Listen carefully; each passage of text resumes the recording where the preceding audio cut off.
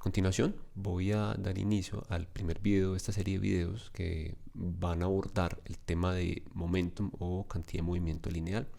Pero antes de comenzar propiamente con la descripción matemática y de enunciar las ecuaciones que nos van a servir para estudiar las situaciones físicas concretas con números, quisiera dedicarle un instante a pensar cuál es la diferencia o semejanza con el tema que nosotros vimos anteriormente, que fue cinemática. ¿En qué sentido? Veamos este ejemplo. Supongamos que estamos de paseo en un parque haciendo senderismo y en ese momento nosotros vamos caminando y percibimos dos tipos de movimiento. ¿Cuáles eran esos dos tipos de movimiento? Entonces hay una brisa y esa brisa comienza a mover las ramas de los árboles y comienza a mover las hojas de los árboles. Entonces vemos que se están moviendo las hojas y que se están moviendo las ramas, ¿cierto? Hay un cambio en la forma y en la posición de las ramas y de las hojas. Pero también vemos que hay una sombra que está proyectada por la luz sobre el camino, sobre el suelo, de las ramas y de las hojas, y vemos que también la sombra se está moviendo, ¿cierto? Entonces nosotros nos preguntamos, de acuerdo a lo que nosotros estudiamos en el capítulo de cinemática, podríamos estudiar cualquiera de esos dos fenómenos. Podríamos estudiar las ramas que se mueven o podríamos estudiar la sombra de las ramas que se mueven. De hecho, pues las sombras son un tipo simple de imágenes y nosotros ya habíamos estudiado imágenes. Cuando analizamos con el software de tracker de Physics Sensor los datos experimentales del laboratorio, lo que estamos es analizando una imagen de algo que se está moviendo, pues de algo que se movió en la realidad, pero que nosotros lo registramos como imagen. Entonces, efectivamente, podemos analizar el movimiento de las imágenes también. Es decir, de aquí deducimos que tanto los objetos como las imágenes se pueden mover, porque cambian de posición, ambos cambian de posición en el tiempo. Volvamos a nuestro cuaderno. Entonces aquí vemos, por ejemplo, el perro que está asombrado. El perro se está moviendo, ¿sí? Vemos que un perro está moviendo, pero también el perro, digamos, no comprende qué es lo que sucede con su sombra y él trata como de interactuar con ella de alguna manera.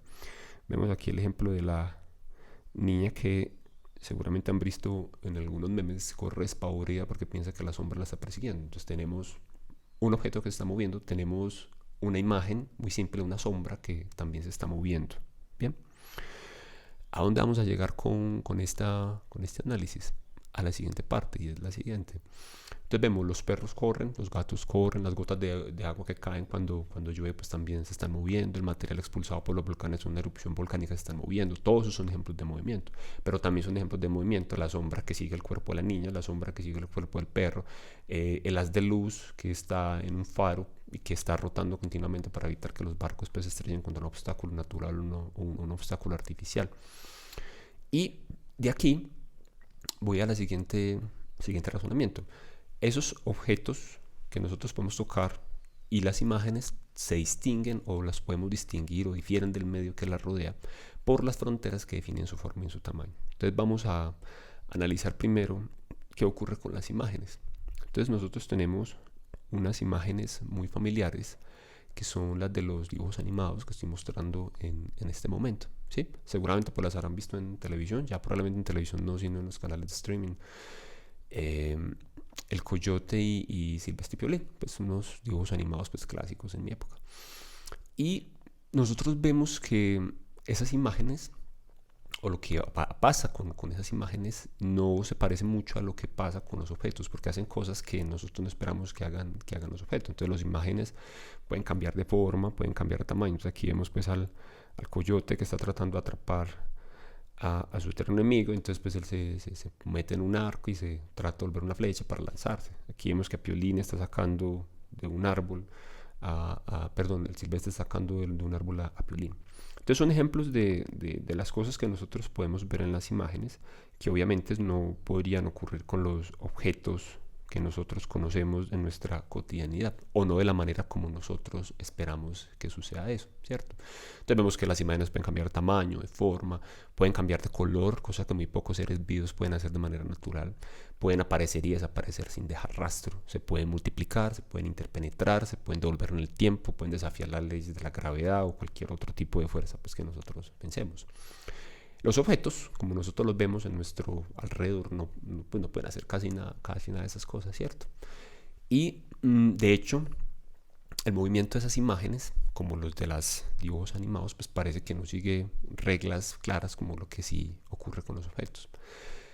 Para distinguir imágenes de objetos, entonces nosotros vamos a, digamos, el método clásico que usan los animales y que usan los niños cuando están enfrentados por primera vez a una imagen. Y ese método será el de, vamos a ver qué es lo que hacen estos gatos.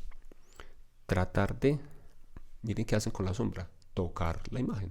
Eso es lo que hacen los niños cuando se ven por primera vez en un espejo. Eso es lo que pasa con un gato cuando usted le pone un punto de luz láser y hace que él lo siga. Él trata de agarrar el punto de luz. Entonces de esa forma nosotros podemos distinguir si eso es un objeto, eso es una imagen, si nosotros podemos tocarlo, ¿cierto? Y si eso lo podemos tocar, o digamos en términos físicos, si podemos perturbarlo o moverlo a través de una colisión, entonces va a ser una palabra muy interesante que vamos a usar de modo recurrente en este capítulo. Entonces nosotros decimos que eso no es una imagen, sino que eso es un objeto. ¿Sí? De lo contrario, pues se trata de una imagen.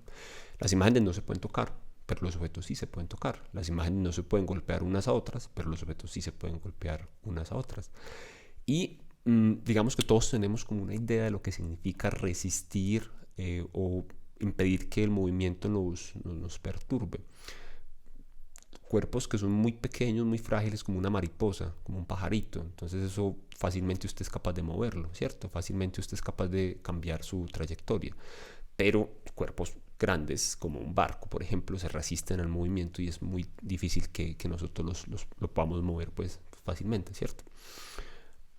Esa resistencia al movimiento, digamos que es como un recuerdo, o eso lo habíamos abordado en el primer capítulo, al inicio del curso. Esa resistencia al movimiento o a cambio de movimiento es lo que nosotros llamamos inercia, y la dificultad con la que se puede mover un cuerpo es lo que nosotros llamamos masa inercial, que eso fue lo que vimos pues al inicio del curso.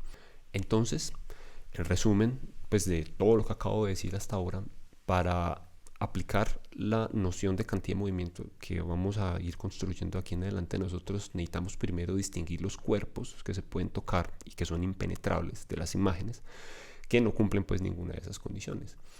Todo lo que nosotros podemos ver o lo catalogamos como un objeto o lo catalogamos como una imagen. Los objetos están constituidos de materia, las imágenes están constituidas de radiación.